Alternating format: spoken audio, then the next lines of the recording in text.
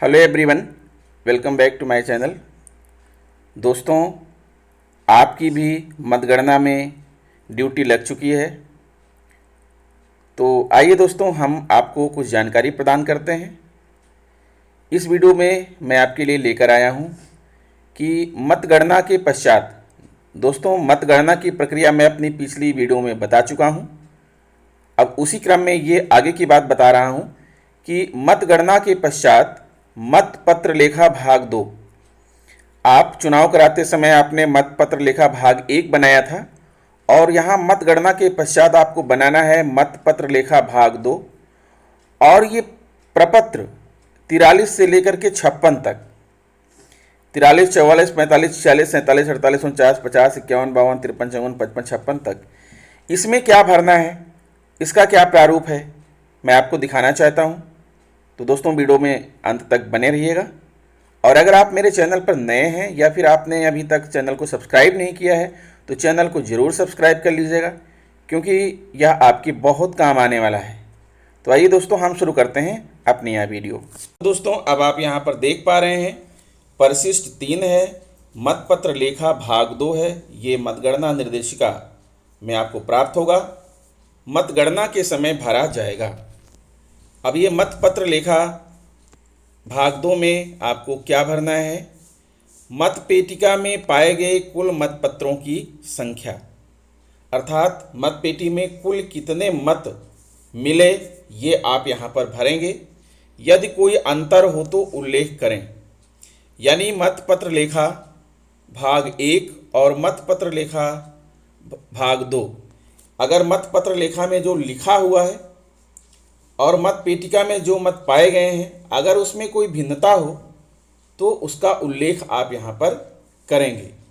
लेकिन दोस्तों, ये आपको ध्यान में रखना है कि मतपत्र लेखा भाग 2 भी उसी तरह से बनेगा जैसा आपने मतपत्र लेखा भाग 1 बनाया है, और उतनी ही संख्या में बनेगा जितनी संख्या में जो है आपका मतपत्र लेखा भाग 1 बना गया है। ठीक है, वैसे ही बनेगा, बिल्कुल सेम टू सेम। स्थान लिखेंगे, दिनांक लिखेंगे, गणना पर्यवेक्षक के यहाँ पर हस्ताक्षर हो जाएंगे, फिर स्थान और दिनांक, निर्वाचन अधिकारी के हस्ताक्षर, सहायक निर्वाचन अधिकारी के हस्ताक्षर। अब यहाँ पर ध्यान दीजिएगा, यह मतपत्र लेखा सदस्य ग्राम पंचायत, प्रधान ग्राम पंचायत, सदस्य क्षेत्र पंचायत, जिला पंचायत के लिए अलग अलग तैयार किया जाएगा। और साथ ही दोस्तों, आपको पता है कि ये जो ग्राम पंचायत सदस्य है वो वार्डों में बटा है, तो आप उसे भी वार्ड वाइज बनाएंगे। यानी जैसा मैंने कहा कि जैसे आपने मतपत्र लेखा 1 बनाया था, उतनी ही संख्या में आपका बनेगा मतपत्र लेखा भाग 2। हम आ गए हैं दोस्तों परिशिष्ट 5 में, प्रपत्र नंबर 43 से शुरू होती है। इसे कहते हैं गणना पर्ची। अब यहाँ देख रहे हैं सामान्य या उप निर्वाचन, यहाँ पर आप लिख सकते हैं पंचायत निर्वाचन 2000, सामान्य पंचायत निर्वाचन 2021, पद या स्थान। अब ये गणना पर्ची आप किसके लिए बना रहे हैं, प्रधान के लिए या सदस्य ग्राम पंचायत के लिए या सदस्य क्षेत्र पंचायत के लिए या सदस्य जिला पंचायत के लिए, और किस वार्ड के लिए बना रहे हैं, या प्रादेशिक निर्वाचन क्षेत्र संख्या यहाँ पर लिखेंगे, नाम यदि कोई हो तो लिखेंगे, ग्राम पंचायत का नाम लिखेंगे, मतदान स्थल क्रमांक व नाम लिखेंगे, गणना के लिए प्राप्त मतपत्रों की संख्या, कितने मतपत्र जो है गणना के लिए प्राप्त हुए थे और कितने बंडल बने हुए हैं। आपको मालूम है 50-50 के बंडल बनाने हैं, बंडलों की संख्या, कुल मतपत्रों की संख्या, ये सारी चीज़ें जो है भरेंगे इसको। और ये गणना पर्ची है किस लिए, मतदान के पश्चात जो मतपत्र इकट्ठे आपने किए किसी जो है विशेष पद के लिए, उसके साथ इसको जो है लगाना है, उसी का जो है यह क्वेरी है। और नीचे क्या होगा, क्रमांक में उम्मीदवारों का नाम लिखेंगे यहाँ पर, और वैध मतपत्रों के बंडलों की संख्या, यानी उम्मीदवार का नाम और उसे जो मत मिले हैं उसके जो है कितने बंडल बने हैं। 50-50 के जो बंडल आपको बनाने हैं, आखिरी बंडल में 50 से कम भी हो सकते हैं, तो कितने बंडल बने हैं और कुल वैध मतों की संख्या कितनी है, यह आपको यहाँ पर लिखना है इस पर्ची में।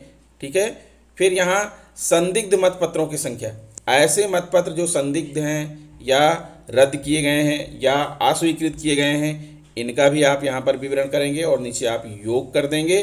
फिर हस्ताक्षर गणना पर्यवेक्षक और हस्ताक्षर निर्वाचन अधिकारी।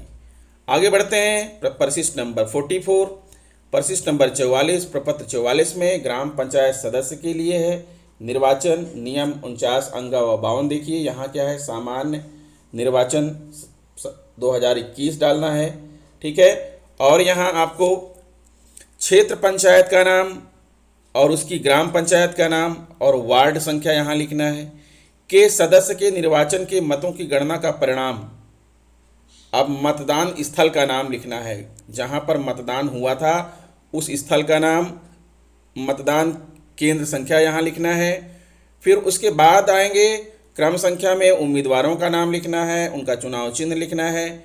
और मान लीजिए कि एक से ज़्यादा मतदान स्थल थे तो प्रत्येक मतदान स्थल पर उम्मीदवार के पक्ष में दिए गए वैध मतों की संख्या आपको यहाँ पर नीचे लिखना है।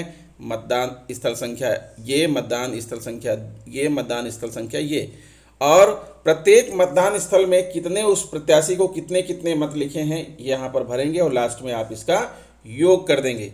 और इस तरह से हो जाएगा विधिमान्य मतों की कुल संख्या, प्रतिक्षेपित या खारिज या रद्द किए गए मतों की संख्या, डाले गए मतों की संख्या, निविदत मतपत्रों की संख्या और निर्वाचित ग्राम पंचायत सदस्य का नाम, यानी जिसको सबसे ज़्यादा यहाँ पर मत मिले हैं उसका आप यहाँ पर नाम लिख देंगे। मतगणना का स्थान लिखेंगे, गणना पर्यवेक्षक का नाम व हस्ताक्षर, मतगणना मेज की संख्या लिखेंगे, दिनांक लिखेंगे और यहाँ पर फिर निर्वाचन अधिकारी अपना जो है हस्ताक्षर करेंगे और वो भी ग्राम पंचायत, विकासखंड, जनपद आदि जो है लिखेंगे। फिर ऐसे ही जो है परिशिष्ट 7 है प्रपत्र 45 में, ये है ग्राम पंचायत प्रधान निर्वाचन के लिए, इसको भी वैसे ही भरना है, ठीक है। यहाँ पर सामान्य या उप निर्वाचन, क्षेत्र पंचायत और ग्राम पंचायत का नाम, मतदान स्थल संख्या, मतदान केंद्र संख्या, सम्मिलित वार्डों का क्रमांक, उसके बाद फिर क्रम संख्या, उम्मीदवार का नाम, चुनाव चिन्ह और उम्मीदवार के पक्ष में दिए गए वैध मतों की संख्या। फिर लास्ट में क्वेरी कर देना है कि विधिमान्य मतों की कुल संख्या, प्रतिक्षेपित या खारिज रद्द किए गए मतों की संख्या, डाले गए मतों की संख्या, निविदत मतपत्रों की संख्या, मतगणना का स्थान, गणना पर्यवेक्षक का नाम व हस्ताक्षर, मतगणना मेज संख्या और दिनांक, और उसके बाद यहाँ पर निर्वाचन अधिकारी आप अपनी जो है सिग्नेचर करेंगे। फिर परिशिष्ट 8 यानी कि प्रपत्र 46 है, ये ग्राम पंचायत प्रधान निर्वाचन भाग 2। सामान्य उप निर्वाचन क्षेत्र पंचायत के ग्राम पंचायत के प्रधान के निर्वाचन में मतदान स्थलों के मतों की गणना का परिणाम, कुल मतदान स्थल संख्या, अगर कई मतदान स्थल हैं तो ये उसके लिए है। अगर ग्राम प्रधान के लिए कई मतदान स्थल हैं तो यहाँ प्रत्येक मतदान स्थल पर प्रत्याशी को कितने कितने मत मिले हैं उसको हम यहाँ लिखेंगे और लास्ट में योग कर देंगे। और फिर उसके बाद आता है विद्यमान मतों की कुल संख्या, प्रतिक्षेपित या खारिज रद्द मतों की संख्या, डाले गए मतों की संख्या, निविदत मतपत्रों की संख्या, निर्वाचित प्रधान का नाम, जिसको सबसे ज़्यादा मत मिलेंगे उसका नाम लिख देंगे, गणना का स्थान, दिनांक और उसके बाद निर्वाचन अधिकारी के यहाँ पर हस्ताक्षर हो जाएंगे। फिर आता है परिशिष्ट 9 प्रपत्र 47, ये है क्षेत्र पंचायत सदस्य निर्वाचन भाग 1, ठीक है। सामान्य उप निर्वाचन, यहाँ पर क्षेत्र पंचायत के प्रादेशिक निर्वाचन क्षेत्र संख्या ये कि क्षेत्र पंचायत सदस्य के निर्वाचन के मतों की गणना का परिणाम, यहाँ मतदान स्थल संख्या और मतदान केंद्र संख्या, ग्राम पंचायत के सम्मिलित वार्डों की संख्या ये लिखेंगे और उसके बाद फिर उम्मीदवार का नाम, चुनाव चिन्ह और उम्मीदवार के पक्ष में दिए गए विद्यमान मतों की संख्या। ये तो दोस्तों आप ध्यान दीजिए कि अगर अलग अलग मतदान स्थल पर वोटिंग हुई है तो ये एक एक मतदान स्थल के बारे में आपको यहाँ पर लिखना है, ठीक है। अगर मान लीजिए कि 5 मतदान स्थल पर वोटिंग हुई है तो इस तरह से आपको 5 बनाने पड़ेंगे, पांचों को इकट्ठा करके फिर एक साथ बन जाएगा जो इसका अगला पार्ट है। देखिए इसका अगला पार्ट भी यही है, प्रपत्र 48 में क्षेत्र पंचायत सदस्य निर्वाचन, और यहाँ पर जो है मतदेय स्थल संख्या, अलग अलग मतदेय स्थल संख्या में कितने मत मिले हैं वो यहाँ पर एक साथ कर दिया जाएगा, और अगर अलग अलग मतदेय स्थल पर चुनाव हुआ है तो इस तरह से ये दोनों प्रपत्र एक साथ रहेंगे। और फिर उसके बाद आता है प्रपत्र नंबर 49 जिला पंचायत सदस्य निर्वाचन, इसमें भी वही करना है। पहले यहाँ पर जिला पंचायत के लिए अलग, देखिए जो क्वेरी है उसको भरेंगे, अलग अलग स्थल के लिए ये अलग अलग बनेगा, जितने भी मतदान स्थल हैं प्रत्येक मतदान स्थल के लिए ये अलग अलग बनेगा। उसके बाद सबको एक साथ इकट्ठा करके, सभी मतदान स्थलों को इकट्ठा करके इसका जो अगला पार्ट होगा, ये अगला पार्ट में इसको भर दिया जाएगा, तो इससे पता चल जाएगा कि कौन सा प्रत्याशी जीता और उसी टोटल कितने जो है मत मिले, और इस तरह से जो है जिला पंचायत सदस्य का चुनाव हो जाएगा। तो अलग अलग जो है मतदेय स्थल होने पर यही करना है आपको, पहले अलग अलग वाला भरना है, फिर उसके बाद ये वाला प्रपत्र जो है भरना है। अब ये जरूरी भी नहीं है कि अलग अलग मतदेय स्थलों का मतपेटिका आप ही को मिले, हो सकता है कि दूसरी मेज पर हो। तो जहाँ भी होगा ये काम है जो है वहाँ पर जो आपका निर्वाचन अधिकारी हैं या उप निर्वाचन सहायक निर्वाचन अधिकारी हैं, वो सबको इकट्ठा करके फिर उसके बाद ये वाला प्रपत्र जो है भर करके प्रत्याशी के जो है विजयी होने की घोषणा करेंगे। फिर आगे बढ़ते हैं, ये है प्रपत्र नंबर 51, जिला पंचायत सदस्य निर्वाचन। ये है आपका विकासखंड, अलग अलग विकासखंडों में किसी प्रत्याशी को कितने मत मिले हैं योग करना है, और कुल मिलाकर के इस तरह से आखिरी में ये बन जाएगा निर्वाचित जिला पंचायत सदस्य का नाम। ठीक है, तो फिर आगे बढ़ते हैं और देखते हैं कि परिशिष्ट नंबर 56 में क्या है। आप देख पा रहे हैं ये है परिशिष्ट नंबर 56, निर्वाचन परिणाम पंजिका, जनपद विकासखंड।